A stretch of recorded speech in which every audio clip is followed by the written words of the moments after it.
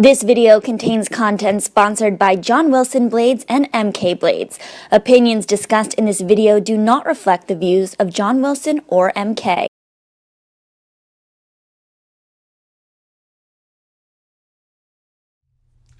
Hello and welcome to the skating lesson. I'm Dave Leese and welcome back Jonathan Byer. And this is our second attempt at judging the four continents. My OCD was like, I don't know if we hit the mark. So Jonathan is very good, but I was thinking that we should do something different because at the end of the season, I get bored of talking about the same programs again and again and again. We all know what we think about those particular skaters by now, so it's fun to do a little twist. Yeah. Yes, so we're going to be judging the top three in each of the disciplines, and then in their free skates, and then going back and discussing the disciplines as a general overall entity. Now, let's start with the ice dance here, and because I think that we're judging the program components today, ice dance, you have to think that we have to be the harshest on the ice dance, on the music, on the skating skills, on the interpretation. Because it turns out I was the nicest, I felt, in dance. I felt that the skating was of the highest quality in terms of the components, because obviously if you're doing transitions in ice dance, I'm going to judge you a little bit harsher than if you're going into a quad throw or a quad toe. Correct. So let's start with the Shibutanis, who are skating to evolution. So Jonathan, there is nothing in the components that talks about the actual music, on the quality of the music. But do you think that the music affects how you rate the performance? We will definitely address this issue more for me when we do Chock and Bates. Okay. Because there were moments there where I said, yes, you are indeed performing your choreography to this music, but I don't care for the choreography or music. So sometimes you have to acknowledge that they're performing well to it, even if you don't like it. But what was interesting is because there's so much talk about variety in a lot of these bullet points for criteria and PCS, and the music did not provide it. So then it was up to them to kind of create a varied program that fights the monotony of the piece. Yeah. Right? Yeah, absolutely. And I think that with the dance programs, I mean, the free dance is a work of art that's being judged. It has to have the purpose. So when you go into this, so I was interested when you talk about the Shibutanis. If we could start with skating skills, I gave them an 8.75. I find that in the words of Scott Hamilton, what they do very well, Jonathan Byer. They're very clean. They're very pristine. But the one thing that the IJS criteria says is that you need acceleration. And I didn't see a lot of variety in acceleration from this team. How did you feel about their skating skills? Okay, so you said 8.75? Yes. Okay, I was a little nicer. I gave them 9.25. Okay. Where they ended with the judges was 9.46, right? So we're pretty in line, although you were lower. Well, I judge everyone in a range, and I think that we're going to start, so this is not hating on the Shibutanis, and the whole show you're going to see is that we took the criteria listed on the website and looked at it down. The judges do not have time to look at all of the wonderful criteria that I wrote down every mark that judge number 6, Sharon Rogers, awarded because she gave a 10. She gave them a 10 in skating skills. But okay, so I agree with you. I wrote that they had very clean edges. I questioned how fast they were, which now, of course, is harder to judge. But we have seen them in person, so I would imagine they still weren't the fastest in the field. I thought the edges could have been a little deeper at times. And skating skills, it does talk about, especially in the ice dance in pairs, about a well-matched line and a well-matched ability between the two skaters, which I feel, even though I think Maya's a smidge better than Alex, their overall skating is well-matched. Yeah. I gave that. So for me, an 8.75 is like a really good mark. So, yes. Okay. I was on a generous scale this whole experience. Yeah. I started with the dance, and maybe that made me the toughest because I was really, when I judged it, actually, I was like, okay, let's go, And so I think for transitions, I gave them an 8.75 as well. I thought that what they did well. I thought that they were well balanced. I thought that it could have had a little bit more difficulty, variety, and intricacy overall. And that's what... Yes. Okay, I gave them the 9.25, so also what I gave them in skating skills. Sharon Rogers gave a 9.75. Oh, so she thought it was a little bit weaker, just a smidge. Yeah, Okay. just about a 0.25 there from perfect.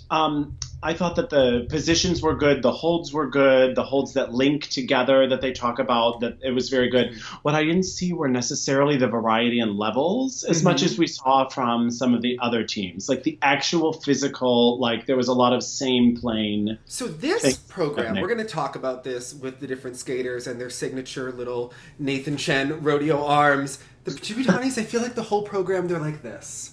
And they're skating very it's a very Gracie Gold. We're very presented. We're very, but there's... And it's committed, but it lacks variety. And since one of the criteria things talks about that variety, one has to realize that it's lacking in this particular... You could say that Madison Chock is getting dragged, but she is on his back. She's up in the air. She's down doing a hydro blade. She's dragged in a variety of positions. Yes. And that was really, to me, a little bit different. For performance execution, again, I went 8.75 with this team. I thought that it was very good. Nice carriage, nice style, nice clarity. I didn't see the variety, and I didn't see a lot of involvement in the music for them. Maya started making faces halfway through the program, but to me, I wasn't buying it, and I wasn't sure what was going on. What did you think? Well, it's exactly the same thing. Now, what you have to give them is their precision, right? Yes. And so this is where we're really going to give them those points. But it also talks about, in the criteria, it specifically mentions an emotional commitment. This is just my thing, but the judges are just as biased as any of us can be. I find their commitment insincere. And it reads as like a forced commitment, not a genuine commitment to me. So I bumped them down to a 9. Okay. I found this program insincere. Maybe insincere isn't the right word. I didn't find their depth of emotion as strong as I did in their program last year. I found it to be a little bit less and a little bit, let's produce a great free dance. It's a little forced. And I think that's the appropriate word. So I still... That's what Sharon Rogers gave her. What did they give? What did she... A 10? A 10. No way. Jonathan, come on. Okay. Sharon, we love the Shibs too, and we love America. But yes, let's... But come on. Yeah, you can't give us a bad rep, Sharon. Okay. So for composition, because it used to be choreography and now it's composition / choreography. Right. So that, we talk about the pattern, shared responsibility, the unity. I gave them a 9. I thought it was a very well thought out program. Everything was done nicely. It just didn't have originality to me, and it wasn't special. I thought it was nice. It was very good.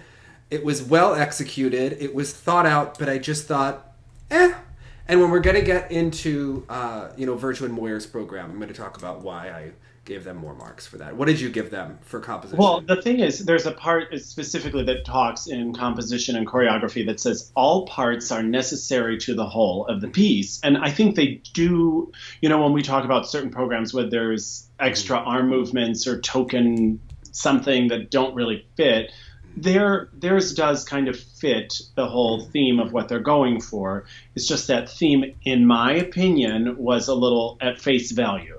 What was the theme here? Minimalism? Well, angst, feelings, just general feelings. You know what I mean? Like, it just was, it was a bit vague, the whole approach. So this theme to me was vague. It was pretty minimalist, feeling angsty. What did Ann Jensen call it? Skating while sad.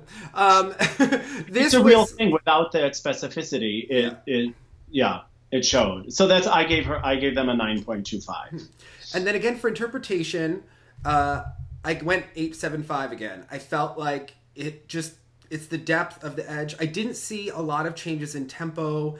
I didn't see a lot of variety of movement. I thought it was a little bit slower in some of the ice coverage. I didn't think that the program said anything to me when it was done overall. At this point in the season, I didn't feel anything. Dave, are you ready for this? Yeah. I was inspired by Sharon Rogers, and I gave them a 9.75. What? Jonathan, it seems out of place. Okay, because for composition and performance, where that put on vibe, I was like a little more reserved with them because I don't buy what they're selling in this particular performance.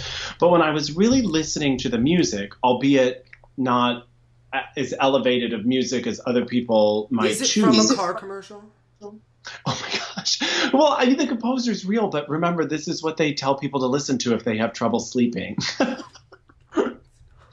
Yeah, it's because of like the lack. It's like diet minimalism. So like, but because it's minimalist music, there are very subtle changes, and I will hand it to Marina. Anytime there is a subtle change, it is indeed responded with something. Like the music is being listened to. And this is your question that you brought up. Now, if you don't care for the music or think it doesn't do enough in general, that's a whole nother kind of topic. But technically, each time the music asked for something, they provided something to go along with it. And yeah, so I was just feeling overly generous because there was, again, no nuance in that music. As few as they were ignored. So technically that is an interpretation of the music for me. So I think that you need to start with great music. I think everything starts with great music, and I think that this music was an A- rather than an A or an A+. Yeah. And I think that their marks, so an 8.759 is where I really had them for most of the marks. And I think that, if they skate with a little bit more speed and a little bit more engagement at Worlds, I would go 9.25 for this program in parts, in different components. To me, there's a little bit of they're not at risk of challenging the top two teams with this performance, Jonathan. That's how I would. Although I feel did solidify that bronze for the Worlds. Yes. So overall, I gave them, because you factor it by 1.2, I gave them a 52.8. Now, the judges gave them a 56.83, but I was lower than the judges for all of in general. So your placements were still equal. Yes. Yeah. Okay, I was 55.8, so less than, but... Well, I look like a horrible bitch, Jonathan. So I think... You might have just... Sharon Rogers was merely giving away 10s to combat your marks. I think she was. Let's go into Virtue and Moyer, because I think this... And then we'll go into Chock and Bates. So let's... Virtue and Moyer skating to Pilgrims on a Journey, and then going into Latch. Now, Marie-France has explained that, they're in a journey through their careers, and at the end, it's about second chances, and that they come together. When I was actually judging the program, I kind of got it. For once, I was like, wow, okay. Well, you tune in. When it was funny, looking at this specific criteria, I was honing in on a couple of different things that made me see things and forget things that I previously thought when I saw the program. So it was interesting to do it this way. So skating skills, I gave them a 9.25. To me, I thought that they have a step up. The knee bend is far greater. I thought that the flow was greater, the knee action, with the amount of ice coverage from crossover. Ice coverage, yeah. What did you give for the skating skills? Okay, now we also have to remember that I watched several, in addition to these three, I was kind of honing in on all these dance teams because they were so interesting to watch. And they came either last or they came like towards the end of it. Mm-hmm. So for me, everything was like times 10. Okay. So they came out and their skating skills were good or excellent. They seemed like incredibly excellent to me after what they were following. So I gave them a 9.75. Oh, so you were very Sharon Rogers here. Okay. So I'm not terrible. I only put them 0.5 ahead of the Shibs, which I thought was a very... Okay. I try to be very appropriate with my marks, Jonathan. I shouldn't want to blow my wad for anyone. I was, let's keep it together. I was doing that for this team, especially because they were at the end of the event. And so, one, I was so appreciative of their skating when they came out. And two, I didn't need to hold out for anybody. But the ice coverage was so different. The flow they have, the knees, the speed, the edges, everything was just on such a next level up. And they showed more 1 foot skating than the other teams. And we're going to get, and they also, I said that their depth of edge was superior. Now, transitions, I gave them a 9. I thought that they had nice holds, balance. I thought they could have had some more intricacy, difficulty, and variety in places. But I thought overall it was a 9. I thought it was the best of the free dances. The field, yeah, exactly. Again, just handing out love, 9.75. Because the other thing is, again, we talk about the variation. So they're creating unique transitions, not only in arm and upper body movement, but also in the lower body as well. The legs were also playing a part of it. Like you were saying, when the shibs were kind of all arms, they were using whole body and varying the way in which they utilized their transitions. So I was appreciative of that. And also I was playing my own judgy game because they were ahead, obviously, of the shibs. But I wanted to make a statement as judge number 10 that I wanted them Virtue and Moyer to be above the shibs by a substantial amount to make a statement. Okay.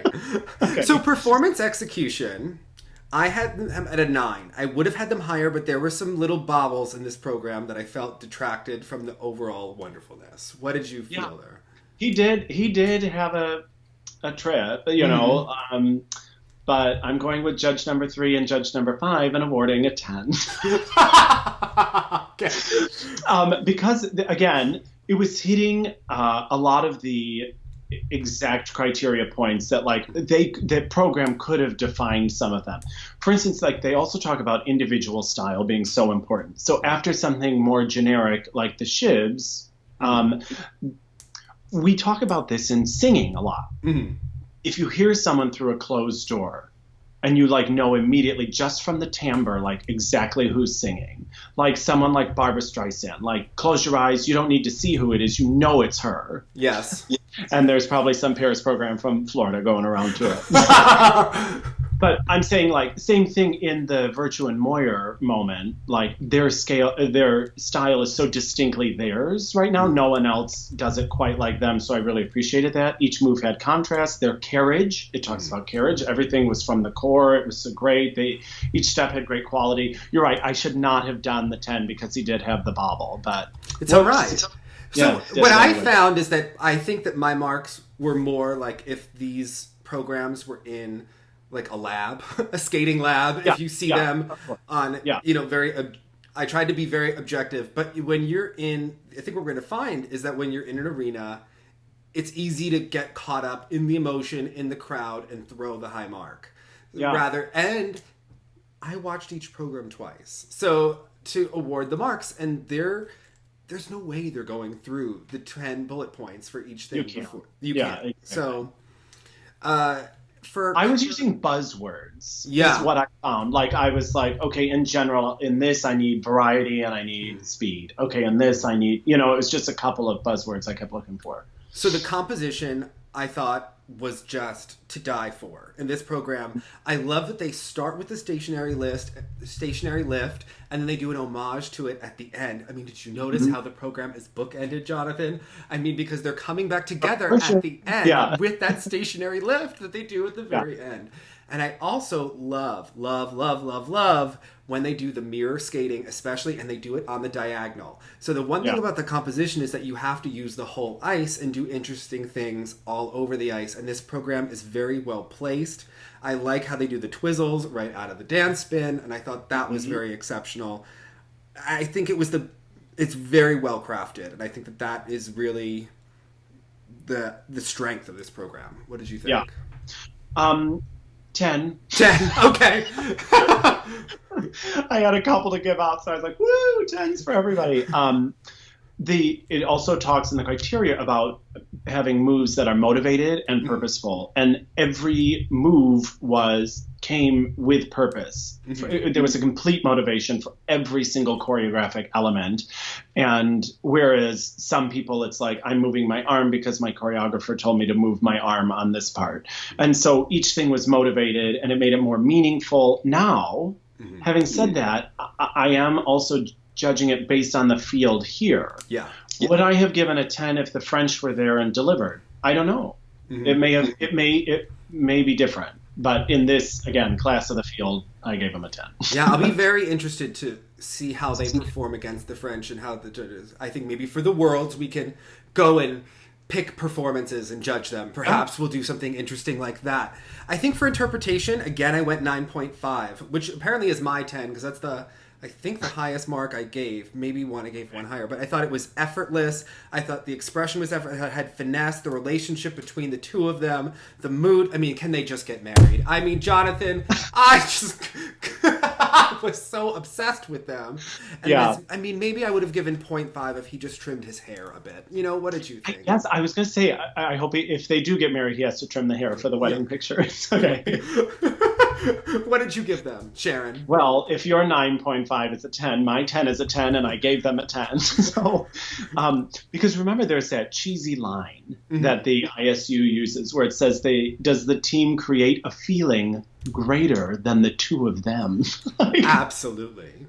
And it's transcendent. They create it. And also, I mean, all of these people know the program by now. All of these people have seen them skate throughout their career. So I think also as a judge, you're seeing their personal growth. How can you not take that into account when you're awarding interpretation points? And they had the most finesse, and they were very aware of the tempi changes. So that was really... It was really nice to see, too. So the latch did not bother you. I found that I was not as bothered by it because the performance was so good. The fact that it did create variety. I think they could have done the same variety just with a more intense orchestral moment instead of with the actual latch. But if that's what inspired... Were you swept up in the magic of Marie France? Always. I never have been. Yeah. So let's go to Chock and Bates, who got... Well, so where did you end up overall with this? So overall, I had them at a 55.5, and the judges awarded them a 57.95. Where did you have them? 59.4. Oh my gosh. Oh my gosh. Again, don't worry. It would be different if the French were there because I'm a sucker for the French. Yeah. So I had the Shibs at a 52.8 and Virtue and Moyer at a 55.5. Where did you have the Shibs again? You had the Shibs at a 55. 55.8. Oh, so you had the Shibs higher than I had Virtue and Moyer. Okay. 55.8, but then you had them at a 59. So it's all about, what did they say? What did Dick Button used to tell us? The marks don't matter. It's the ordinals that matter, and it's the range. Same with Vanessa Riley. Vanessa Riley was like, I gave him a 5.0, but he still was second. Yeah. So I'm feeling very Vanessa today, okay? Okay. Let's go into Chock and Bates. Okay. Skating skills, I went 8.25. Okay. How did you judge this? I was, again, feeling generous and doing it comparatively. I did give them a 9. Okay. Because especially having seen them in person against the Shibutanis, we know that they are incredibly fast. Mm-hmm. So their speed is a real thing. So I appreciate that. Now I do love his edges and his knees, but specifically it keeps reminding us in the criteria that they have to be evenly matched. Yes. So I can't give him all the points I would have if she was matching. And their spins are real fast. Basically this was a speed award for me. To me, what I said that is I didn't see her have the depth of edge at points, and I didn't see them really do a lot of one-foot skating aside from the twizzles. I thought that the other teams, definitely Virtue and Moyer, showed a lot more one-foot skating, and that's why I gave them an 8.25. For ice dance, I'm going to want to see you skate on one foot.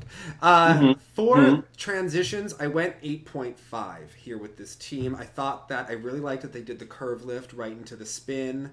They had holds, but I think that, again, they could have had more difficulty, intricacy, variety, and just quality overall. What did you think?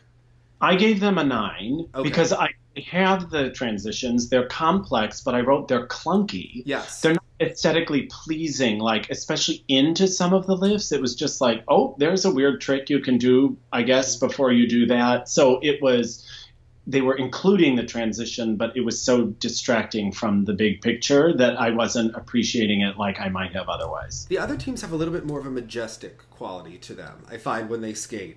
But now, performance execution and interpretation here, I gave them 9s for both. I thought that what they were interpreting and selling, they did a great job. It's just a cheaper product that they're selling. Mm-hmm.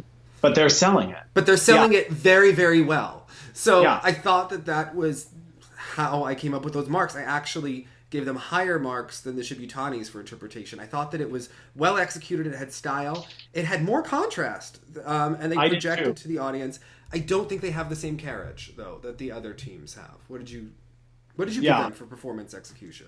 9.5. It was the highest mark I gave them, and higher than the Shibs, because she may be on the flats of her blades, but she is selling like crazy. Even in just those opening, she does extend those positions in that, like, here, look at how many poses I can do, and she's giving face, and there is such a commitment, and you are watching a performance. I just don't care for it, but you can't deny that they're doing it. So, yeah, 9.5. What did you give them for composition? 8.75. So I gave them that the same, an 8.75, but that's a bad mark from Jonathan Moyer. For me, that was like my statement. Oh, guess what? Sharon Rogers gave them a 10. But yeah, I wanted to send a statement. That was because I'm backing up my justification that the performance was good. I just don't like what they're performing. Mm-hmm. Even though that was totally committed, and they have like energy like through their fingertips, I just didn't. Sometimes their moves had purpose, and sometimes they were arbitrary to me. I will say that I enjoy this program so much more than I enjoyed their last 3-4 free dances, that I could have given them 10 bonus points for not doing. Remember that American in Paris where she did that lift at the end that went on forever, that spin? Oh, God. I understand why someone thought the concept of American in Paris would work for them, but it didn't. No. In the end, yeah. In interpretation, I gave her a 9. And him, but her. Yeah. She really carries that mark for me. What did you give them for interpretation? Gosh, it just still blows my mind that this is the Christopher Dean program. Well, Sharon gave him a 10, but I gave him an 8.7. Oh my God, I gave a higher mark than you for something. I'm feeling really proud. And it's one of those things. You want to listen to the music, right? And every move is supposed to be in response to the music. So now that we have lyrics, one has to respond to the lyrics as well. But please don't be so obvious that in the beginning, when they're like pushing down on me, that we're now going to pantomime pushing down. To me, that's a little on the nose, and ice stance should be a little more sophisticated than that. So even though it was responding to the music, it was at a cheap level, in my opinion. So what did you have them for total? I had them 52.2. The judges had 55.29. What did you have them? 54. 54, okay. Yeah, so we had the teams in the appropriate order. You did give Virtue and Moyer a big win and put a little bit more space between. I like that, yeah. Sure did, and I meant it. And you meant it. Yeah, I found that, all three teams are obviously I think that they all have great chances of medaling at the World Championships. I think that you talk about tranches, and this really set up the top group. I think it's the top two, and then it's the teams fighting for a medal.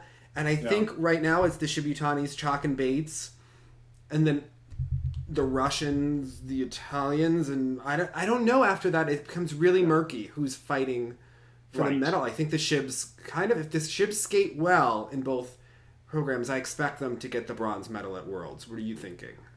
Yeah, because again, I thought Maddie and Zach had a couple of chances that they blew to move past Chock and Bates, but Chock and Bates keep pushing.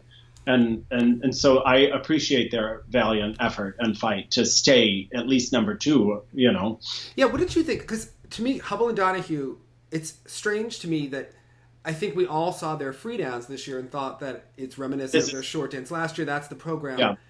They've gotten a little bit lucky in the short dance a couple of times, and they just cannot carry it through the end. They've had little freak mistakes. Nationals, Grand Prix final. Here, he had the mistakes. She had the mistakes before. It's not always the one person, or it's the twizzles. And it's not always the same thing. It's not. But this is why Meryl and Charlie won the Olympics. Because this is what happens, is that when you start to make mistakes from competition to competition to competition, the judges start to view you in a light, Then this is a problem where you have to change the minds of judges. Unfortunately, they're going into the Worlds as the clear number 3 team from the U.S. They had a couple of chances. It could have gone the other way, but They didn't go through those open doors. Yeah, so. Now they have to, if they want to move up, they have to really skate well at the World Championships and then hopefully, skate well on the fall next year, but they can't have these mistakes. Right. And Piper and Paul had the biggest opportunity to move ahead of Weaver and Poget here. And that they took it in the free, right? Yes. They ended up, The short dance, and that was a complete disaster. I know. But are you surprised at how quickly Weaver and Poget have fallen? So you look back 1 year ago, they came in as the Grand Prix final champions. Yeah. Tessa Virtue and Scott Moyer announced their comeback, and it has been a free fall for this team since that time. Do you think that's a coincidence? Well, I think they had to make a change. They had to, and this change to me solidified their complete, closed door back. I get it. They took a risk and it didn't pay off. I think it was a big mistake. But what's funny to me is in her statements on social media, on Facebook afterwards, she talked about that they've taken the road less traveled. And I thought, is going to Nikolai... Are you saying that that's the road? Comment. Well, I mean, I guess it's less... I mean, he's eccentric, but they also... I'm like, what are you saying, Caitlin? Are you saying what we're thinking? But, I mean, right. They do travel from country to country to country, and they're spending all that time in Russia, so it is unusual. So I think that whole... Yeah. I'll be curious if they stick with this change for next year. I don't know what they would do. I noticed that Pasquale is still listed as one of their coaches. It'll be interesting to see how this all plays into each other going into next season. But let's go into the pair event, because we have to judge Megan Duhamel. I want to sweat. And when we have to give these marks, Jonathan, who should we start with? Lead us off for the pairs. Why don't we start with, we'll go bronze, silver, gold. Okay. That'll be a nice way to do that. All right. Let's do Luba and Dylan skating to one of your most favorite artists, Josh Groban. -3. So I have to say, when music is appropriate for a team, I think Sandra realizes that this is not a team that has depth or organic connection between them. Mm-hmm. I think that a really generic 2004 pop ballad, 2003, whatever year it came out, I think it really fit this team. It really suited them to a T. Made it easy for them, yeah. That's partial shade, maybe, that I'm giving, but I'm thinking that it worked. I think the costumes worked. Everything worked for me. All right. What did you think of their program? Talk me through the marks that you gave. Okay, so for skating skills, judges gave them 8.29 overall. I gave them an 8. Okay. Oh. Okay. I noticed that I gave higher marks for the other... I judged dance harsher. So I gave them an 8.75 for skating skills because I was just judging them relative to the other pairs. Now, going 2 pairs, I notice all my numbers are consistently lower than they were in dance. Yeah. Because again, we probably saw the potential 3 of the top 4 at Worlds. I don't think that's what we're experiencing here. So, for skating skills, I put it at an 8. They generate speed, it seems. It's a lot of 2 feet. Yes. Yeah. The shaky jumps and throws bled into this mark for me because I was unnerved. I was a little like, anything could happen at any moment. So it made me not trust the skating skills a little bit. And I don't know if that's really appropriate or not. And also, when all of these teams are trying to get a bonus for the lift or whatever. They're trying to get the levels. And they do these weird things where they balance on one foot, where they do the crossovers. His actually were much more elegant than most that were doing them. So I thought that was a testament. So for me, 8. I really love her knee action when she skates. I love her skating. For him, I don't think that this team is any more well-matched than Megan and Eric. It's just that she's really nice to look at. She's really nice to look at in some of her positions and the performance execution. I thought transitions, there really aren't many. So wait, what did you get for skating skills, did you 8.75. 8.75, okay. I was feeling a little generous. Okay. But when we get into the marks, I put Duhamel and Radford an 8.5, and I gave them an 8.75. So I thought that I was judging them relative to the pairs and trying to give a range there within the discipline. I thought that they were better than many of the other teams that we saw, especially than some of the American teams, who we didn't judge because they weren't in the top 3. And I just felt like they were some of the best skating skills that we saw, but it's, again, a lot of 2-foot skating. Transitions, I gave them an 8. I think that I noticed that there's not a lot going in. So the other Julie Marcotte teams, I know you're not a Julie Marcotte fan, but one of the ways that you can tell a Julie Marcotte program is they always do the dance lift into the throw. It's obligatory. It has nothing to do with the music 95% of the time. You know it's coming. It's a cringe, but it is by the rules. Okay, so we have to discuss this, because this is... Yeah, okay, you have them, or they're good ones. That's what I was even saying in some of the dance ones, and we definitely get to it with our next pair. I was like, I appreciate you're doing one, and it looks like it's pretty difficult, but I hate it. Yes. So I don't know whether I'm rewarding you properly. So to me, it just looks like clutter. If it's ugly, I don't... Yes, and to me, it just looks like math. When you're watching algebra.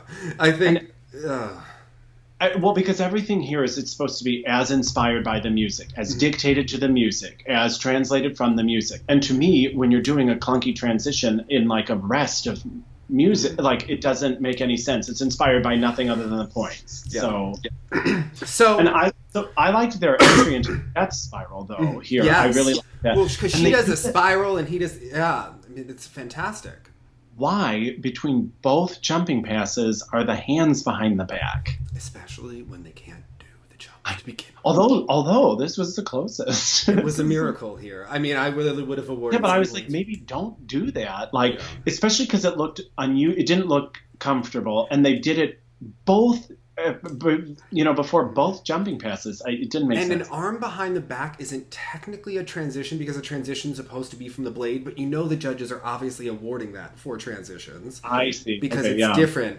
I mean, technically that should be performance, execution. I mean, I don't know exactly what that falls under, but you have to think it does ultimately go for the transitions. And the message, yeah. Okay. The one thing that I found is that if you're doing a transition into a jump and the jump isn't complete, or you're doing a dance spin into a throw and the throw is failed, do you lower the transition marks for that? Because to me, obviously the transition hindered you from being able to do the element.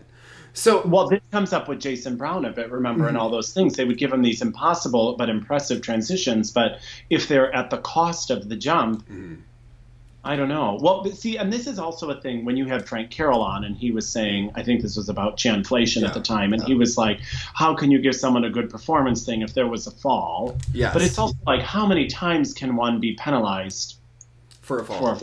I don't know. You're right. It can't be a perfect mark, but to me, it could still, I don't know. To me, it makes me shave a little off, I think. If you see 2 or 3 transitions where the element fails, I think when we get into Duhamel and Radford, I think that's something that does impact the overall performance execution of it. Performance execution, I gave them an 8.5. I had them the same at composition and interpretation. I felt like they had good style, carriage. Hey, twins!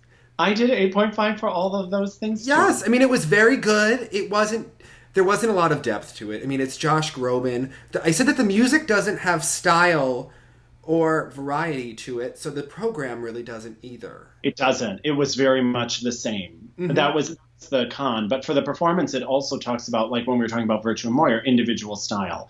And to me, those exquisite lift positions and flexible things she can do creates a style for them. And the lift is on the music. It's very American. It's very Walt Disney. It's just... It should be. Yes. It's responding to the swell. Yeah, I agree. It's placed very well, and I think that Sandra makes them... I felt like this was the Tara Lipinski program where she makes them look better than they really are. It was better than the sum of their parts. Which would be every choreographer's job. Yes. Oh my gosh. Again, they did the same thing. I wrote under composition and choreography. There was like a reference to falling. So they're like, here's our falling gesture. And I was like, it's not supposed to be sign language. It's supposed to be dance. You know what I'm saying? So... whatever. Yeah, okay. They utilized the space well, I thought, too. I mean, the lifts really travel with this team. And when you see it, the Russian lifts don't. when Right. we have to go for the World Championships. And I thought that this team, I mean, I get that she weighs not a lot. But he really... I mean, she's like a feather, and she looks even lighter by the way he lifts her. Yeah. But they are moving across that ice, and they're really using the swell of the music.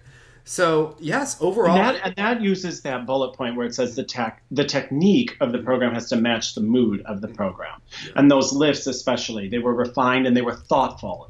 That's how you knew it was Sandra, not Julie, is because it was a thoughtful program.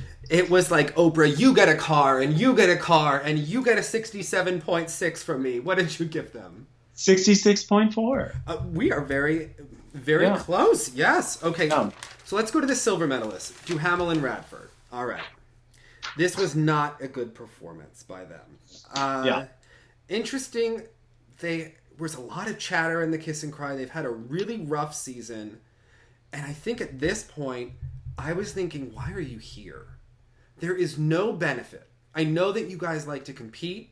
You've had a rough year. Yeah, can you imagine her just sitting at home watching? No way. He looked bored. He really didn't perform in this performance.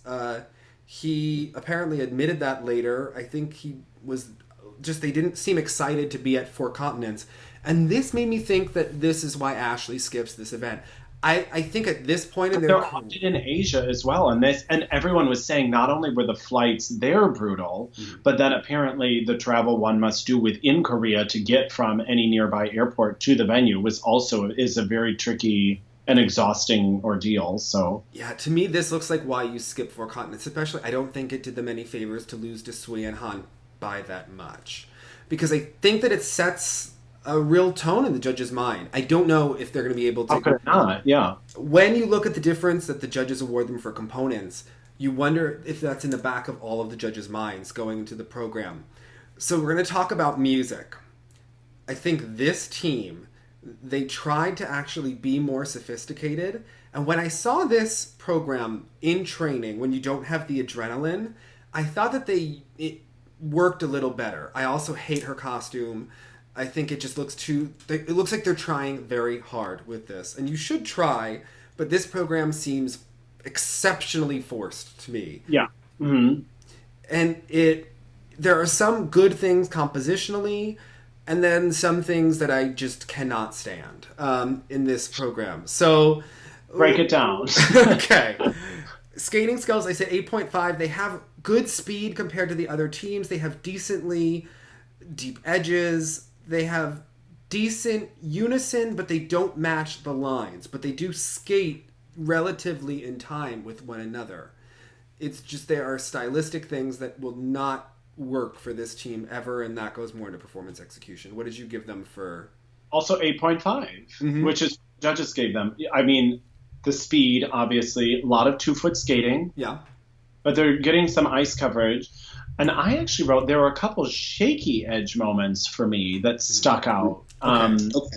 So that, like, were almost a loss of an edge. But you're right, like, when they do the spirals and things like that, I can't tell how much they want us in the criteria for them to match lines or for them to match abilities, so that it's not like one teammate is just way better than the other. But like the actual lines, they were often, because they do all these arbitrary kicks-ups and things like that, they're never quite lining up.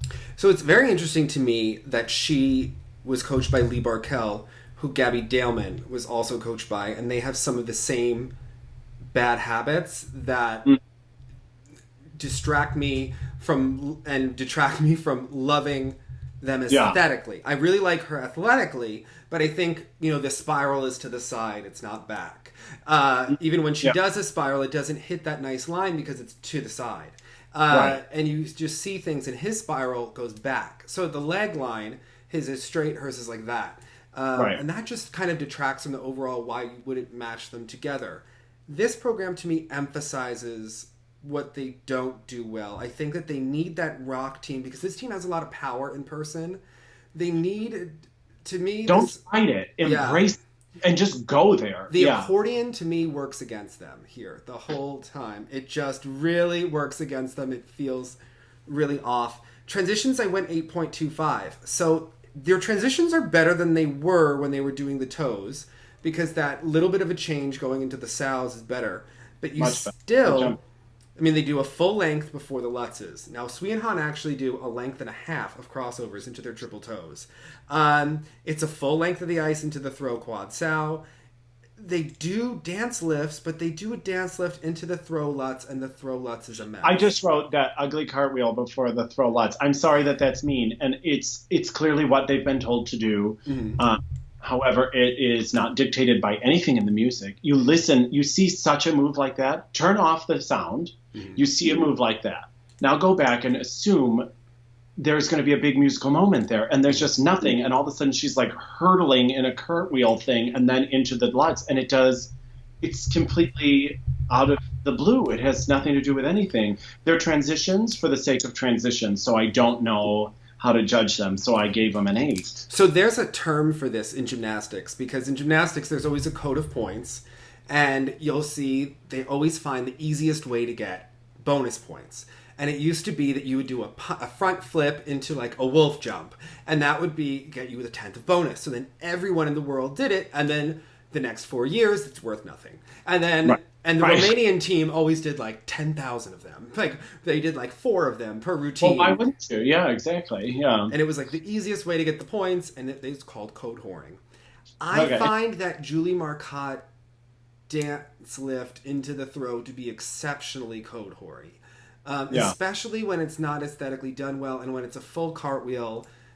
And there's nothing in the music to justify it. Yeah. Like that. I mean, and obviously Eric is musical. Like obviously give him some driving piece so it fits. If you have to do that, find music that fits that kind of thing. So, but I think that this is a real problem with having the 5 separate components, because I could easily give this team a score and not have to break it down by 5, and then you don't have to see all of this clutter that goes on in the program. I think that if you gave this team some space and some music to just skate, you'd be more impressed by their power than the fact that they can do a cartwheel into a throw, but they fell on the throw. So it makes, to me, it means that the transition, is it coming at an expense? The performance execution, I went 7.75 for them. What did you go? And what did you go for transitions? I went 8. And what did you do transitions? Transitions was 8, and so was performance. Because for me, the carriage and the ease of movement was not there. This was a labored performance for them. You saw that very much. And it talks about clarity of movement. And these were not as refined or precise choreographic elements like we've seen from them in the past. Yeah. So. They try things. I mean, there's one part where he's in a spread eagle and she's on his legs, hooked around, but at a certain point it looks clunky to me. Just especially when the program isn't skated well, it all starts to look like a mess. Composition, I thought it was an 8.5. I thought it was better than last year. They were really trying with the spirals into the lift at the end. The lift can be a very nice moment. I think that the program could be more original at this point for them. The music, it's a miss for me. I was just going to say it's a miss. This is where I was, even though my score still is also an 8, my comments got a little harsher. But it's interesting because this is a score for Julie. Mm-hmm. It's not necessarily a score for them, based on my own personal opinion. Now, sometimes, like maybe with like Ashley, she has given like moments that she is simplifying or something. I believe they are probably doing exactly what they're told. They're studious, they're hardworking, but again, no moves are in relation to the music. The weird leg up thing after the Lutz combo is not aesthetically pleasing. The quad sow cow, there is a big harp gliss that would be such a shimmery moment for it, and they're doing the crossovers like into it, and then after this big throw, and then I was like, you just had like a whole lick of music like 2 seconds earlier that would have been perfect to throw. Same thing with the twist. There's a great moment for the twist like 2 seconds before they actually do the twist. So I'm like, why wouldn't you put the twist 2 seconds earlier where the big music asks for it? In Christine Brennan's book, they kind of make a farce of how the judges were like telling Brian Boitano to put jumps on the booms of the music. And they were like, what a ridiculous comment. It's not a ridiculous comment. The music is asking for something there, so put something there. Yeah. And that's where the swells of the music were a little wasted in this, I felt, in the law. Yeah, I gave them an 8 for interpretation. He really didn't look engaged. She was selling it this time, and I felt like the overall program, again with the music and missing it, it doesn't build. You know, when you hit the elements on the music, the program starts to build. It gets more exciting for the audience. I think that's what really worked well with their Adele program and their Muse program, is that the elements worked with the music. Here, they're fighting each other at times, and it sells. The music is fighting them. Yeah, so that's why it just doesn't do it for me. Yeah, it's a miss. There's something. It's off. And just the mistakes here really hurt them. I felt. So overall, I give them a 65.6 versus a 67.21 from the judges. So I was a little bit lower. What did you give? 64.8. All right, so and this is not to say I don't like them. I appreciate their technical ability. I like them as people and their personas and all these sorts of things. I just hope that they find the right material, because there's a way to improve these marks without here is what I felt about just an overall little comment. We have seen them skate for about 5-6 years now at the top level. We know the order that they do their elements. They open, they do the twist, they do the throw. I mean, they do the twist, they do the side-by-side lutzes, and then they go into the quad sal. It's the same as when Michelle Kwan. It's the same as Ashley Wagner. Eventually, I think, you find a way that the elements work. Now, I don't know. If they changed up the order of the elements, would it matter? I'm not really sure. But I think that if they did put things more on booms of the music and to try to highlight elements, it would help. Music they want to skate to, music that gets them going. Yeah. Korean doesn't get too many people I know going. Yeah, I have no regrets. I don't know. I think it sounded like a good idea in the summer, and then sometimes it just doesn't translate. Yeah. But I think that they have a lot of room to improve for next season. And I think that with better music, a Coldplay, a Muse, something like that will work. Now let's go into the debut of Sui and Han, Bridge Over Troubled Water, choreographed by Lori Nickel. All right, so we've seen a Julie program, we've seen a Sandra program. Now we're going to see a Lori program with a team that inspires her. I think # Team Lori. Okay. Skating skills, I gave them a 9, and I went cleanliness, acceleration. You could see more 1-foot skating, but it was just pristine. What did you feel? 9.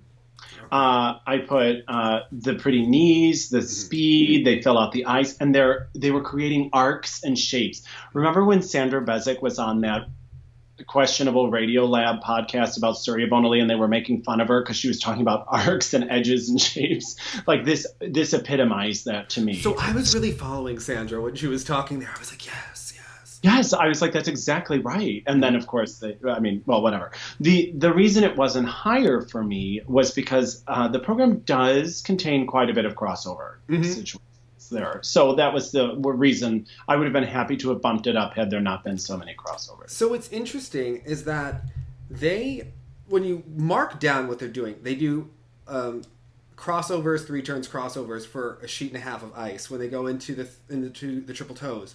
But they disguise it with like little arm movements, and they're elegant, and like they're moving their heads back and forth, and it makes you forget that you're just watching crossovers. So whereas Megan and Eric are a little bit Gina Gojan. I don't know if watch a floor routine from this girl from the '96 Olympics, and it will make a lot of sense. It's just like they're doing the same thing, but it looks more workmanlike with one versus more nuanced with the other. Her wind in the hair. I mean, just like it's the little details that they have that really make the difference. I mean, I think the judges are, perhaps it's not justified in the marks, in the criteria, but the judges are going to award you for this. It's those little intangible qualities that they have. Well, yeah, when you're watching that fast and you just see something lovely and you forget that it's just crossovers, you're just taken away in loveliness. So, yeah, I gotcha. They have a little section in their smoke break before the second half when they're doing spread eagles and spirals. I'm like so drawn in that I don't care that it's really not that difficult for them to do this. It was one of my favorite because it's aesthetically pleasing and it matches the music. Yes. Points to Lori. Yeah.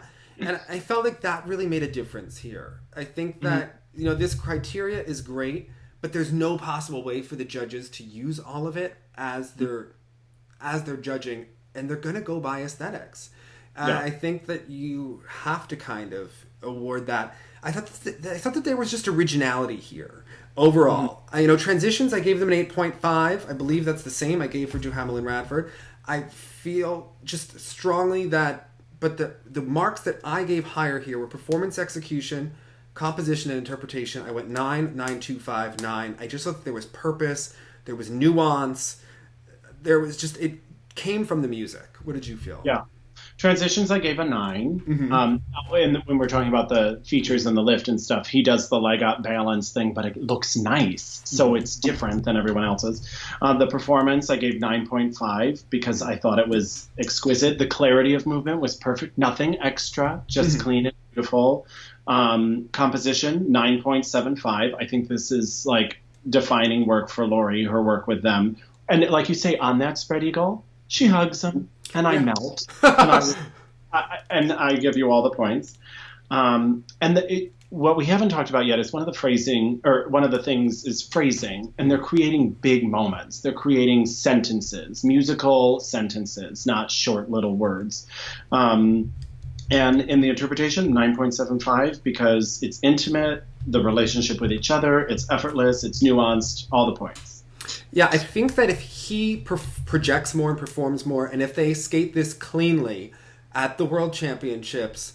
Well, she took that tough fall, but I feel it will get better. Dave, what about the lifts? So her skirt is like in front of him because she's so close to his head. So, yeah, we talked about this when we filmed this. Take one. Yeah. Take one. So, what happens if her thigh grazes his head when they're doing the lift because his arms are so short? I mean, if your elbow bends, the lift is invalidated. Right. I think that we're going to start to see with Sui and Han, what if she hits him because he's doing they're doing an overhead lift and she is inches away from him. I mean, the skirt is touching. That's interesting. Yeah, it was an interesting moment. But beautiful nonetheless. Beautiful. And I have to say that I think that the judges want this team to win. I think that if in an ideal world, the judges would love to award them the Olympic title, the world title, the Olympic title. Interesting here, I thought that the third Chinese team that does the I Will Wait for You, the Umbrellas of Cherbourg program done by the old daughter and Peng and Jin. And I think that it's such a fantastic program that David Wilson did. The funniest thing to me is that they finally landed the double axels, and the cameraman missed his completely. And the whole cameraman and the whole event was just infuriating. Yeah. Also, maybe Joyce hired him. And so the night after this, when they were skating the free skate, I had a dream that we were in a fight with Delilah. And I felt that, I guess maybe it's because that TJ Nyman is going to be skating with Delilah doing pairs and he's a rapper. But I had this dream that Alexa and Chris were skating to a rap program and that you went on a rant and that Delilah called us. And we were like, no, but we think that they're a really good team, but they just shouldn't be skating to rap. And so I felt like, oh, maybe... I hope that they don't get any ideas for next season. The dream could come true in every way. So, what did you make of the return of them? Do you think it's the right move to send them to the World Championships? Let's just go into the pairs a little bit as a whole. Oh, Alexa and Chris. Alexa and Chris, yeah. Oh, okay. Just to leave off on Sui and Han, I ended up giving them 75.2, which is even more than the judges gave. Yeah, you really, you went... I went...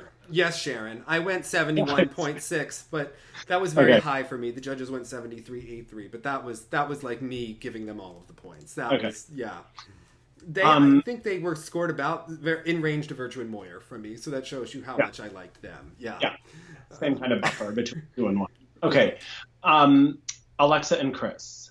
So I still think even with, it's remarkable what they were able to achieve. I mean, not being on the ice, this is their Neville Horn, so I'm not a fan of the Cindy Stewart programs or the music, but that's just my opinion. No, I think it's the right choice. But not as bad as it could have been. Exactly. But again, you live in the United States, like just a couple hours from Lori. What? Can you just call someone else? I don't know.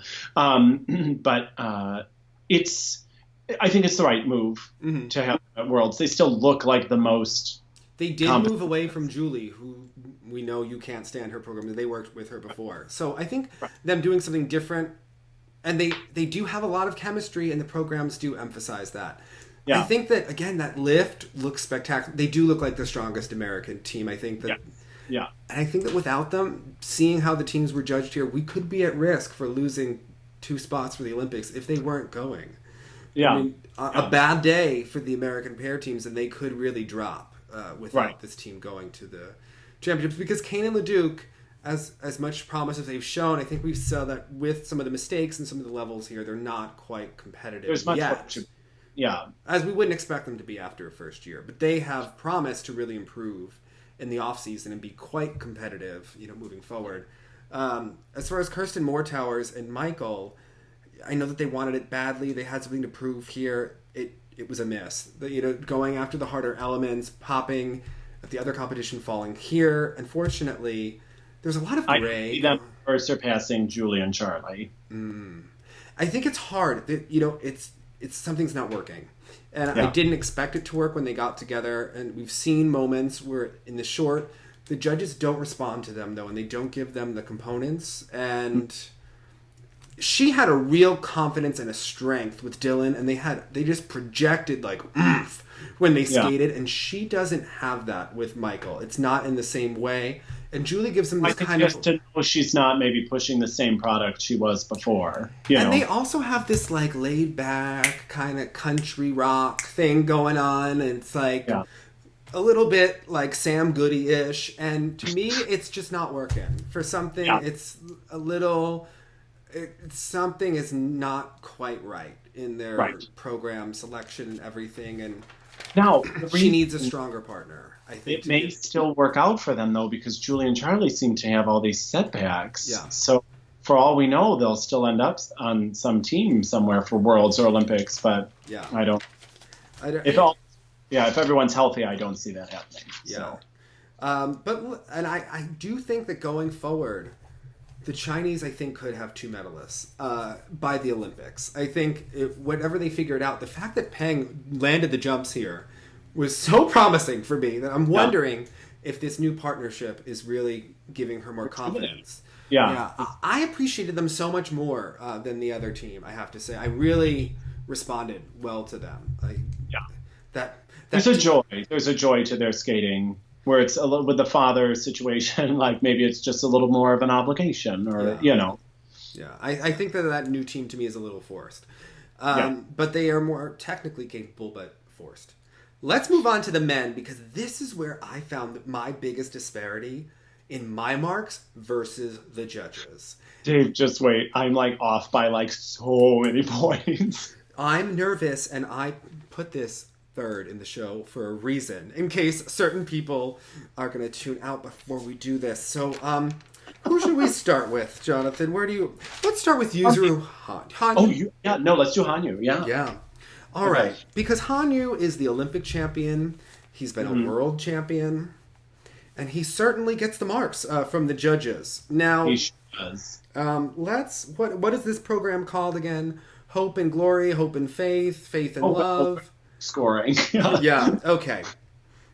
So the one mark that I gave that I felt that was pretty in line with the judges, skating skills, I gave a 9.25. He's a great skater. I think the only person that I would really give higher marks to in terms of skating skills is Patrick Chan. He wasn't in the top 3, so I didn't actually score him here overall.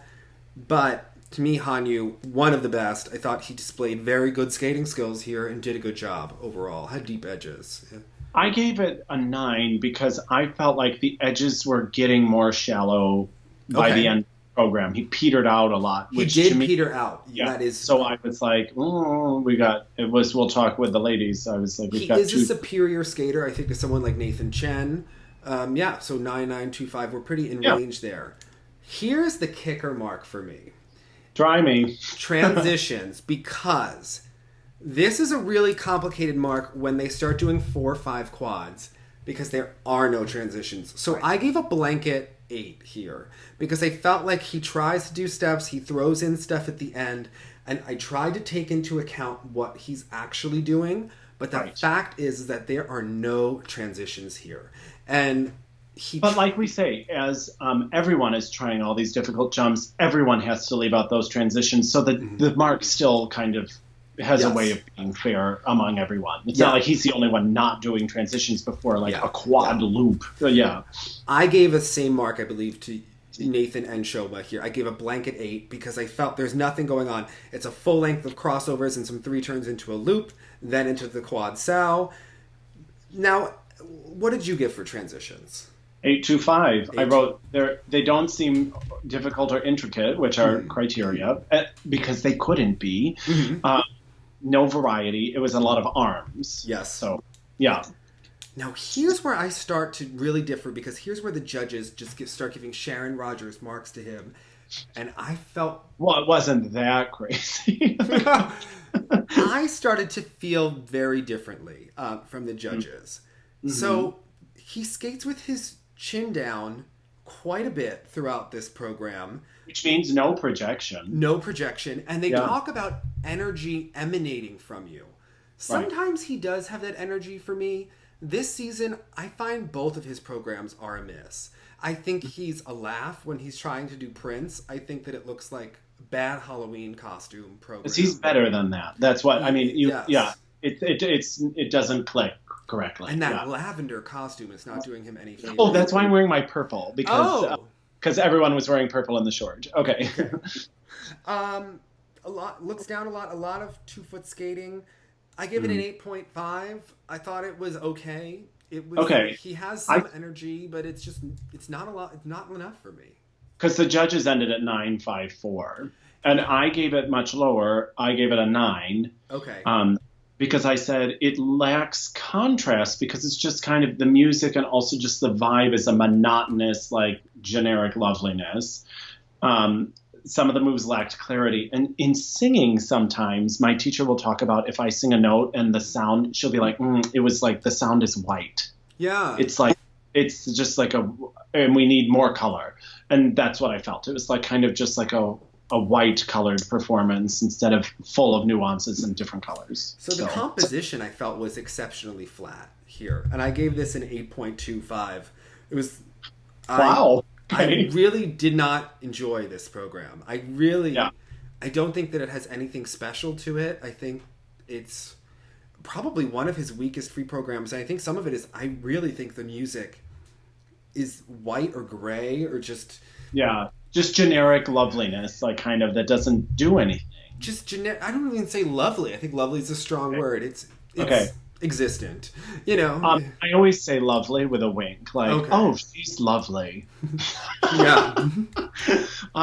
To me, it also looks like, again, we talk about this in singing sometimes, if you're marking a rehearsal where you're like singing half voice, and they do it sometimes when they mark their programs, the movements look marked, not full out. And so he wasn't finishing gestures or movements, and it lacked a vision to me, which is part of the criteria also. I said 9 still, but yeah, I'm in agreement with you. And then for interpretation, I gave a 9. I thought it was, and to me, for as good as he is, it's very meh. You know, I mean, it's Hanyu, but he's done so much better. His program last year was so much better than this. I get that he's trying to up the technical difficulty, but said something. This I give 9.25 because there were technically a couple of arm movements and spin position changes that matched up with the music. So specifically, it did respond to the music, but not like what we've seen in the past. So overall, I gave him 86 points. What did you give him? So the judges gave him 94.93, so almost 95. I had him at 89. Okay. Okay. When you actually have to look at those criteria and go according to that. So let's go to Nathan Chen. This, to me, is very... I was harsher on him than I thought I was going to be. Me too. I am... You know what? He gets his points for the quad lots, but let's talk about it. Skating skills, I gave him an 8.5. I think he's a very good skater. The edges could be a lot deeper. He's not getting the same knee bend as Hanyu. He's just not in the same class for me yet. I think he's a good skater, but there's nothing in here that shows me that he's the same level of skater of a Hanyu or Chen. We're talking about 3 of probably the top 4 or 5 will be at the Olympics. You know what I mean? So like this is again very different like than when we will talk about the women. Now I've judged several competitions, both vocal and through the Miss America pageant. And it's one of those things you almost know instantly when someone starts singing, when someone starts giving an interview or something, you know almost immediately what your impression is. So to me, these opening movements in the choreography are so telling. And Nathan opens up with these kinds of like arm distraction, like a couple of balance things on 2 feet, and then right into crossovers.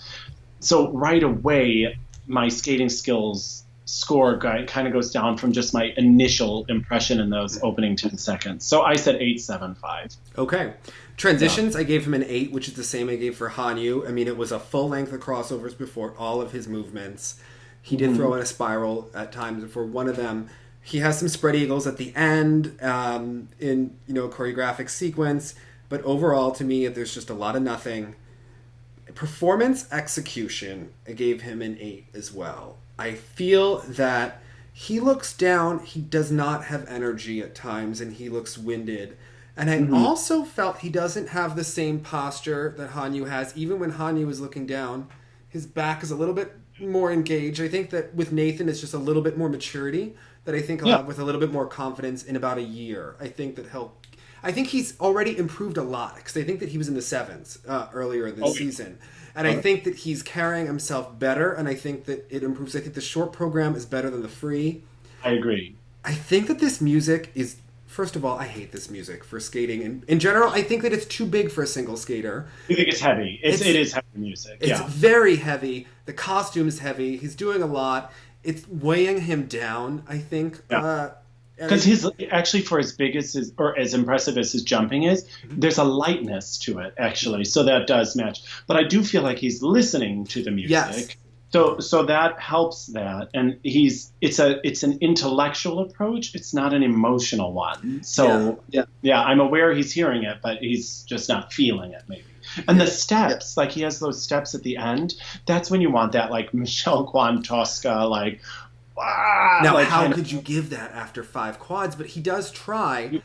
He's almost there, but like that could have been like a frenzied moment. But of course, I am aware that after 8 million quads, that you're going to be tired to do like a little kick sequence. So if we can give him like whatever the new Meldonium is, I think for the Worlds, if he could just sell that and land the jumps and not turn out of them, I think the program will overall be more effective.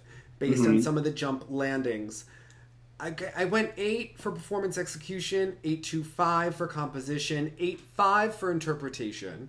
I think that it's just a little bit big. The program is a little bit like he's wearing his older brother's coat. For me, he hasn't grown into it. I mean, it's really big music. He's a slight guy.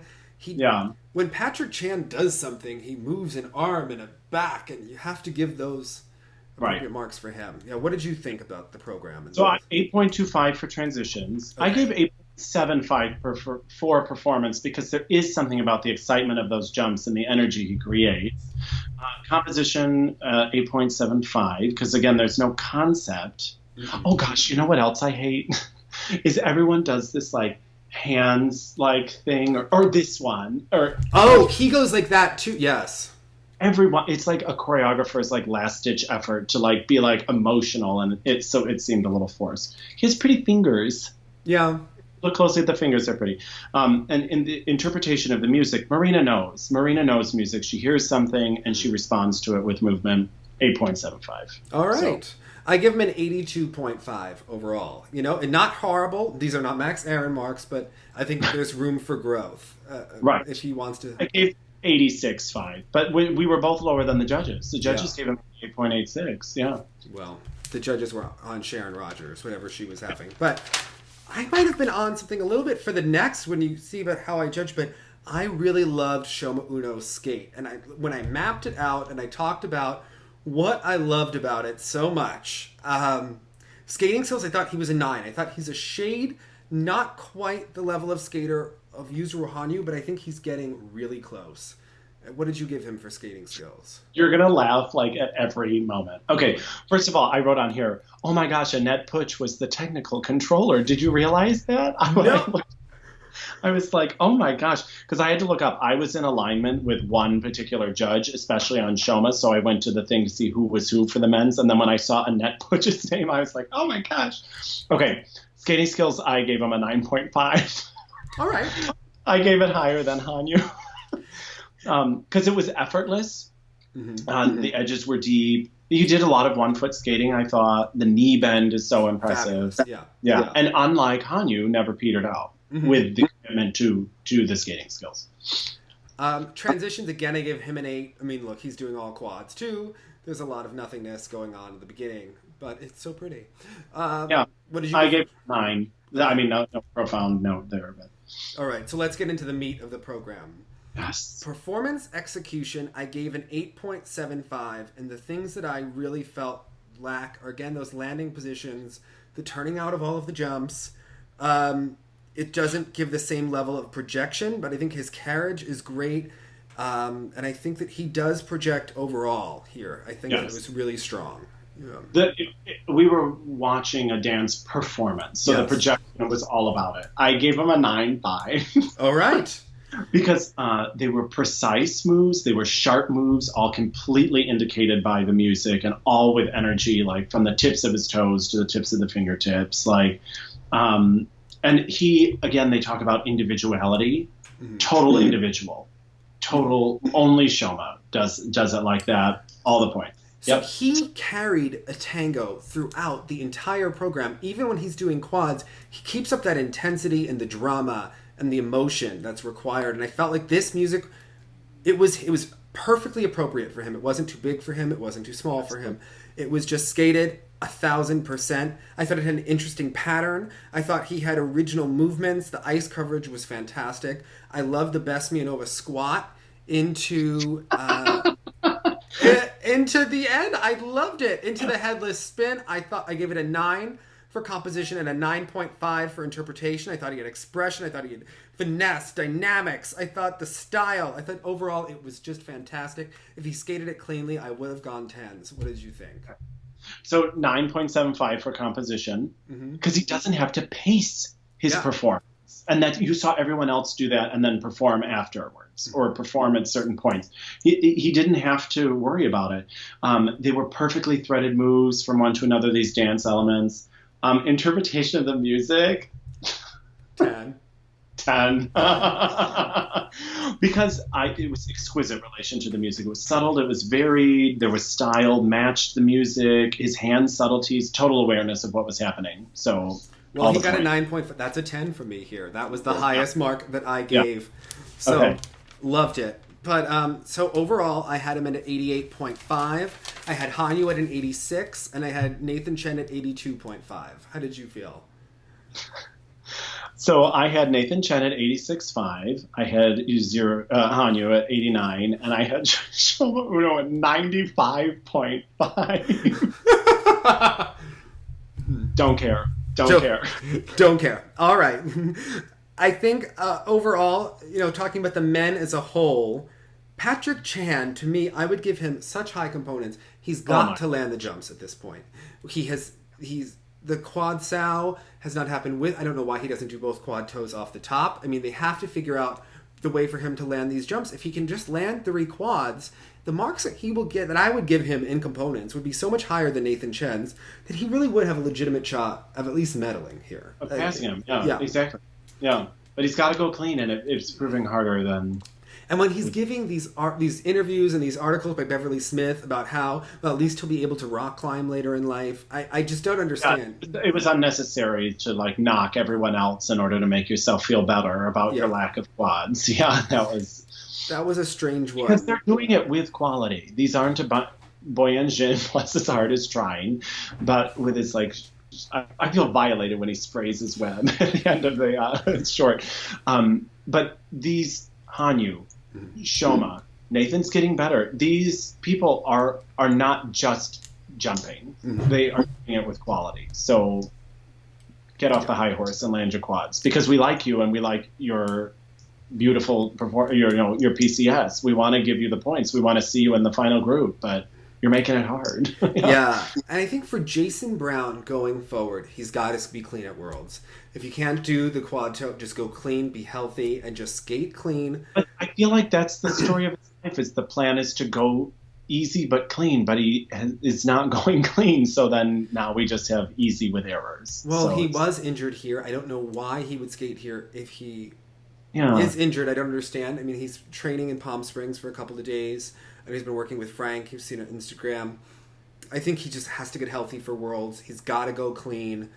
Yeah. I mean, I would give him still a lot more higher components than I would give to Vincent. Transitions, my gosh, Yeah. He's the only one that gets all the points there. Yeah. And he'll get the points for the spins and everything like that. He's got to go clean, get a top 10 finish, or 11th, and hope that Nathan is in first or second. I think that the U.S. men, I'm going to say that they should get 3 spots by a hair. Cautiously optimistic. Yeah, cautiously by optimistic. a hair.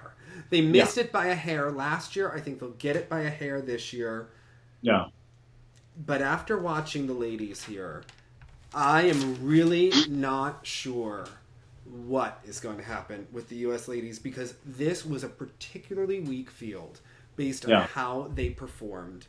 And the U.S. ladies did not rise to the occasion here. And I have more question marks here than I did going into the event. There's been so much talk about Karen Chen. There's been so much talk about Mirai. Who should go to the World Championships? I know that there's a big movement to send Mirai, but let's start with Mirai, actually, because, we're going to talk about her with Karen. I found that as much as I enjoy Mirai as a skater, I enjoy her story, her comeback, and I loved that she skated well, I couldn't give the components to Mirai here. I couldn't reward them. I think that, and with the ladies, it almost becomes a case of these programs were all pretty empty, and it became a case of, do you like the music? Because there was really no... It was for as strong as the other fields were. This was, missing some real key players. Yeah. So transitions here, I had to give her a 7 because she's taken out everything. And I gave everyone a blanket 7.5 if they were just doing an adequate job. And that's kind of where I started. If you were a top lady doing adequate work that was not good, but your program was set up, they were all set up exactly the same way compositionally. And I felt like Mirai did less than Mai Mihara and less than Gabby Daleman.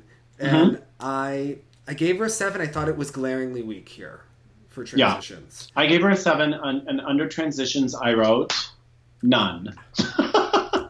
So there's that. Yeah. Okay. Skating skills, I gave her an 8. She does have speed. I thought she could have had deeper edges and more knee bend. She does carry herself very well. But I think at this point in Mirai's career, she hasn't focused on the skating skills as much. And I think that it's harder to give her the big marks that you'd want to give someone like a Yuna or someone like that. I think that I thought I was being generous giving her an 8. What did you give for skating skills? 7.5. All right. I put a lot of 2-foot skating, and it's all crossovers. And it's interesting, when Mirai came out, this almost reminded me of Boston in 2014, except the jumps were even more around here. But it was at the cost of everything else. So you knew she had one goal, and it was to just go as fast as she could and get the jumps rotated and completed. And it was at a total cost to everything else. But she did it, but it was like she could only do one or the other. Yeah. So the skating skills suffered as a result. Yeah. And for performance execution, I wanted to give her something. I thought that this program had something, but I found that it only had something in the second half. And really only for the last minute. She was so vacant. And they talk about energy emanating from your body, and her face was blank and nervous.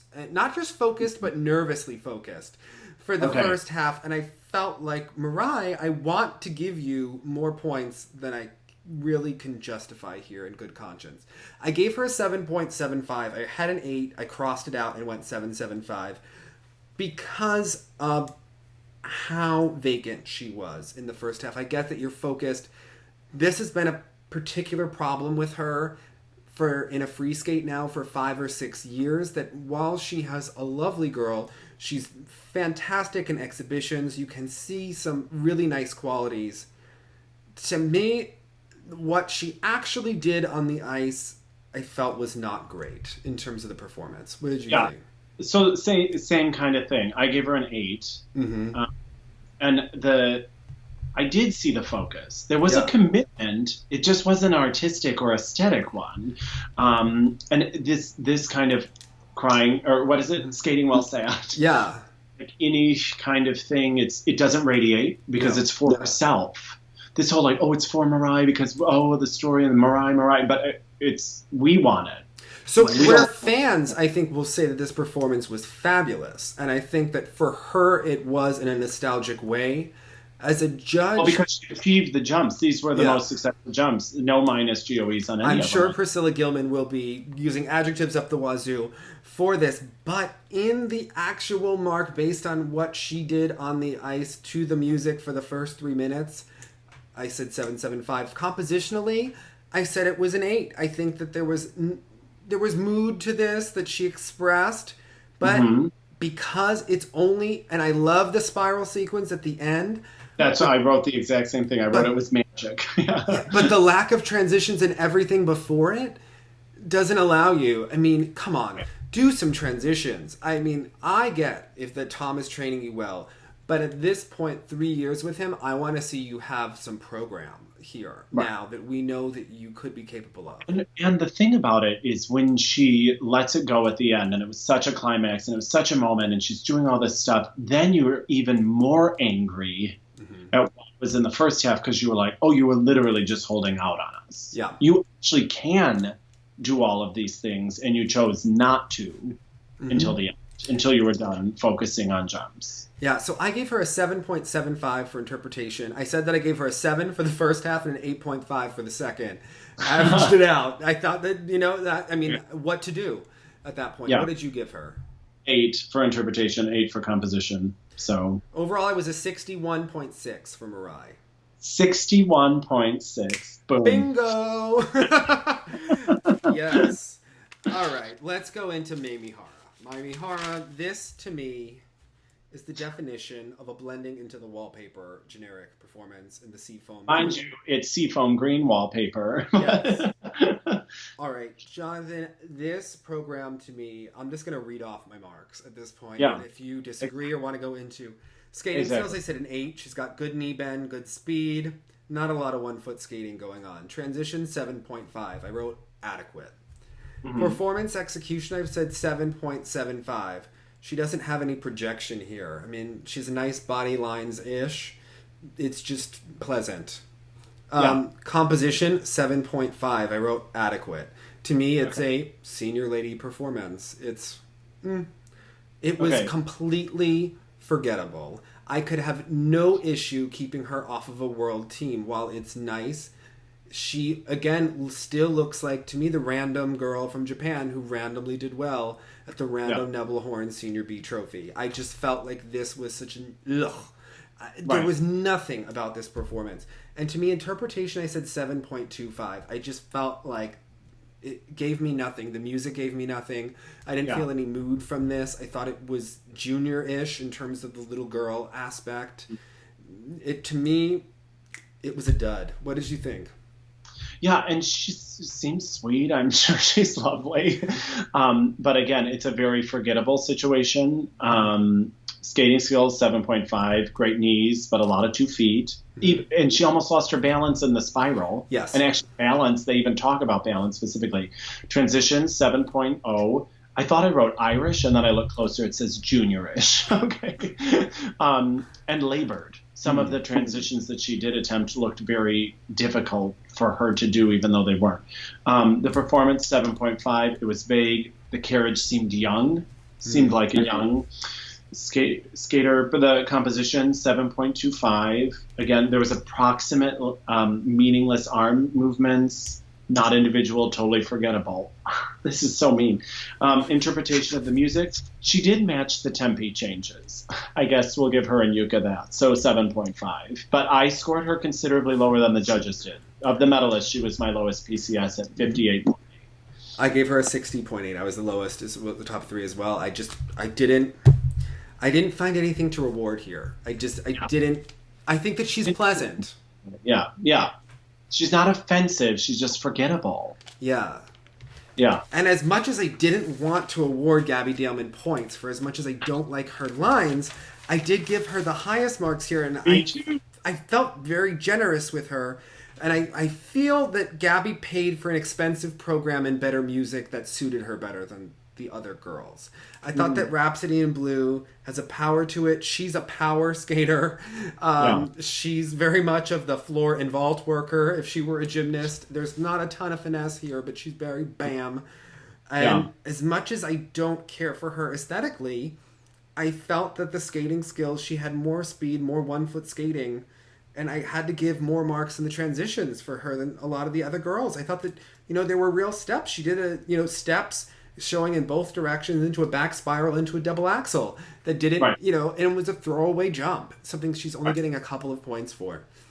I think overall, I gave an 8.25 for skating skills, 8.25 transitions, 8.5 performance execution, 8 for composition, 8.25 interpretation. I felt like she was just a flat 8 across the board, an 8.25 skater. What did you think? Yeah, the skating skills I put 8.5, again, because a lot of the power, the ice coverage, that sort of thing. Transition 7.5, she had them. I found them basic, none intricate or of high quality, but she put some in. For the performance, where do we put a costume deduction, Dave? Because she has still done nothing about the sheer backside of her. So that's a neutral deduction, technically. So that comes off both. But good point, Jonathan Meyer. That's my Vanessa Riley moment. Okay, -1. Okay. Yeah. The carriage is good. She does project. She had a good energy to start, and then I felt she switched into survival mode. And I do not want to watch someone survive through a program. She was physically committed, just not emotionally or intellectually, as they talk about in the criteria. Composition, 8.25. I didn't find it creative. I didn't find it interesting. I didn't find it motivated by the music. She had a couple of well-placed jumps. Her triple Salchow double axel sequence and then the step sequence afterwards was well-placed with the music, but it's Rhapsody in Blue. Go watch Fantasia 2000. It's basically a soundtrack to movement. Like, it needed so much more than was given it. But still, in this field, I still had her at 64.8. I had her at 66, and I felt, this is going to sound harsh, I felt like this performance is the best that she can do. Yeah. Unless she can throw in a quad toe, which I'm convinced she should. I felt like this is the best that we could, whereas someone like Osmond, I think, could maybe land the jumps on a good day. Although, this has been many times that Caitlin Osmond cannot control her nerves or her adrenaline in competition. You watch her in the practices, and the jumps are far more in control than the wild technique that she has in the free skate where she's falling backwards in the air. Watch a practice video, because there was a Korean fan who posted it. Her video, and I thought it was very interesting to watch her skating practice versus competition. She's got a nice upper body, but the lower body can be real messy in the air. She has some carriage. Overall, Mariah Bell is someone that I think we need to put some pressure on, Jonathan, because she's a late bloomer. Raphael was very adamant that she's not a young skater. And I get that she was always behind Gracie in sectionals. They kind of came up together, and she was a bit of a wilter. She has the Nancy Kerrigan look to a degree that you want. Even though it's put on her. Yeah, okay. Yeah. And Emily Tuttle. So you used her name again. I thought this time you wouldn't. Emily Tuttle says that she thought that the program was crap. And she thinks that it's Roheen's idea of what a senior lady should look like, but not what Mariah should look like. It's not true to the skater he's working for. Yeah. I understand. And it's put on her. It's put on her. And I agree, because she sometimes does look like she's falling over in those moves that have kind of become her signature. And the East of Eden, the edges are not as powerful or as good as they can be. Yeah. And I do think that Mariah is at a point where she needs to step forward, because I think she could really make a moment for the U.S. and she may have to compete for 2 spots. And if she does that, I think that she needs to change her artistic point of view for next year. Whereas Roheen really works for Chock and Bates. I think she may need a change for next year. Yeah. Although I think he helps her training-wise. So, his coaching, I think does help her to work on those things that Raphael doesn't focus on. I found myself, when we were judging this, wishing that Ashley had competed because there were things that I would have given her. I appreciated her more when we had to judge some of these components. Projection or performance. Yeah, exactly. There are reasons that Ashley gets some of the marks that she gets. Even when, to me, some of these ladies were such a miss that... Yeah, most, actually. It's 50-50 if the U.S. can pull this, maybe 40-60. If the U.S., maybe 35-65. Yeah, I was like, keep your down. Maybe 30-70. If the U.S. ladies can pull this off and get 3 spots, it does make me a little bit angry that Gracie couldn't pull it together at any point at this season. Could not realize that something needed to change earlier. Last, at Skate America. Or even, I'm sorry, I know it's like me with Maria, but I know she's injured, but Paulina, even though people can claim that she's a little more generic or a little lackadaisical in her aesthetic sometimes on the ice, she would have been a solid in there. She would have been a solid 8 or something, you know what I mean, that we could have kind of relied on. But I am not optimistic about the two. What do you think? How should they pick the world team? There's been some talk about it. I was tweeting about it. Phil Hirsch was tweeting about it. He wrote an article. I feel that they need to have a panel of experienced coaches that don't have vested interests. Maybe this is the time. I mean, they've tried to do something with Frank. I don't think it necessarily has paid off, in dividends. I would maybe use veteran coaches to pick what's going on and to influence their training. Because I think that it's very curious that Tammy Gamble has had some of the most talented students with good technique who show up well-trained but perhaps overtrained and injured. And why is that happening? Because I don't think that she's trying to injure her students. I think she's trying to prepare them. But Ricky Dornbush, plagued by injuries, Karen, plagued by injuries as well, said that she was injured to her foot again. When you break the small bones in your foot, they are very difficult to heal. And you just wonder, at what point is Karen going to show up? 12th here was a very big failure, especially for someone who's a reigning U.S. champion. Yeah. What do? Do you send Mariah then, or do you send Karen? What do you do for them? I think the ultimate is you wait until, because there were so many question marks this year. Like, obviously we know Ashley will do what Ashley can do with the Worlds, but really these other 3 women, Mariah, and Karen, are all huge question marks. So why not let them duke it out at 4 continents and see what kind of thing happens? I think it would have been very clear then. Not that you need to formulate. Someone else was saying, like, well, you can't make 4 continents formally a part of the thing. You don't have to also write down what you're doing. You have to take in a body of work. And if those 3 people go and that's part of their body of work, then so be it. Name it. Russia just named it or is about to name it or something like that. Let them duke it out, and that will encourage them to be better. It will put Mariah under more pressure. It will, because Mariah, even though she is also very inconsistent, is less inconsistent than Karen. Or, Mariah's inconsistent that may result in a 5th or 6th place if she had a bad 4 continents is different than finishing 12th place. I don't know. It's tricky. Yeah, to me it's another question. It seems like the judges were trying to invent another world contender from the U.S. It never seems to really work out. The judges... Not how it works. Yeah, they tried it with Ryan Bradley where they gave him these... and we all of a sudden were rewarding Karen, and I think she's a very nice skater, but I don't think that she was quite perhaps ready for what comes with being U.S. ladies champion when you go into 4 continents. But even if she wasn't the champion, because I felt they would have been justified enough if they wanted to give it to Ashley. Yeah. And all of a sudden you have Karen and Mariah in 2nd and 3rd. You're still dealing with the same team, potentially. And I was like, I don't know. But does it encourage head games if all of a sudden you're like, I'm national champion? And what are people expecting? I mean, people were ready to write about it the second she fell, at 4 continents. So I think that there is some justification. But who was, I hate to be that guy. Yes. But who was surprised? Remember when she did 3rd at Nationals 2 years ago, and then she went and imploded at Junior Worlds. Again, injury or not. then who's to say you're not going to compete injured at Worlds? I hope Mariah is keeping up her training. So that makes me wonder. I mean, she's snowboarding today. To me, that makes me wonder what is going on with the training of Karen, because she can deliver and she has good technique. See, this is where I think that they need a Nevi Scottvold. Marina, if it looks like she's moving into a role, managing people. And Frank, perhaps, with Mitch Moyer, figure out that world team and figure out how these people should train and work with the coaches and train them more often than what they're doing, because there needs to be some more guidance passed down. John Nix, who's in the area, who's, very psychologically brilliant. I think that there's a miss here, what's going on with someone like Mariah Bell.